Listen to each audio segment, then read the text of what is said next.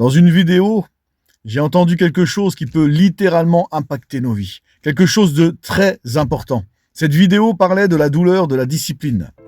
Elle disait que la douleur de la discipline pèse des grammes, tandis que la douleur du regret pèse des tonnes. Mais c'est vrai que quand on a des regrets, on est écrasé par une tonne de culpabilité. Je veux t'inviter vraiment à choisir ta douleur. La Bible ne nous a pas menti. Jésus, il a dit « Celui qui ne porte pas sa croix et ne me suit pas ne peut pas être mon disciple. » On a notre croix à porter.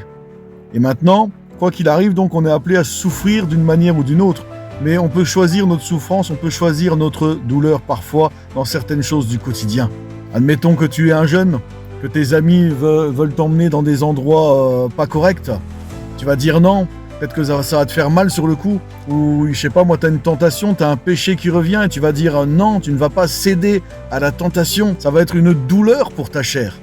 Sur le coup, tu vas pas ressentir de satisfaction, mais une douleur dans ta chair.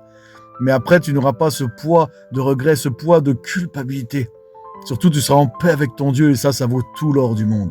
La douleur de la discipline, ça peut être privilégier haricots verts, poulet, plutôt qu'un burger frites. Si je ne mange que des burgers frites à longueur de temps ou des choses grasses et mauvaises pour la santé, bien quelques mois ou même quelques années plus tard, mais ma santé finira par en prendre un coup et j'aurai la douleur du regret, comme je vous ai dit, qui pèse très lourd. Parce que si je choisis, sur le coup, ça va peut-être être difficile de choisir haricots verts poulet, mais eh bien, ça va avoir à long terme des conséquences bénéfiques pour moi et pour ma santé. Mais après, tout ça est très large, hein, ça peut être beaucoup de choses. Je suis sûr que ça peut nous parler pour beaucoup de choses. Je laisse le Saint-Esprit te conduire pour le reste. Un chrétien doit se discipliner. Paul, il le dit. Il va dire à un moment donné, je traite durement mon corps et je le tiens assujetti.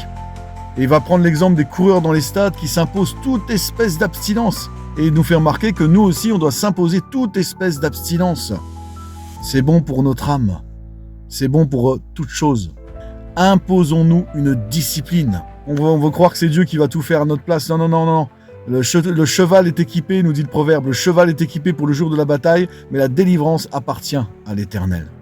C'est-à-dire que je m'équipe pour la bataille, et bien sûr, en m'appuyant sur l'Éternel, et c'est l'Éternel qui va me donner la victoire. Et je me rappelle justement qu'avec Dieu, je fais des exploits. Mais vous avez vu Adam et Ève, ils avaient tout ce qu'ils voulaient dans le jardin, mais ils devaient se discipliner pour ne pas toucher à l'arbre de la connaissance du bien et du mal. Ils ne se sont pas disciplinés, ils y ont touché, et vous avez vu les conséquences dramatiques. Je pense que leur poids de regret a été énorme. Si c'était discipliné à ne pas y toucher, ça aurait pesé des grammes. On a des choix à faire tout au long de la journée, dans notre vie. Faisons les bons choix. N'hésitons pas à nous discipliner. Voilà les amis, sur ce, je vous souhaite une bonne journée.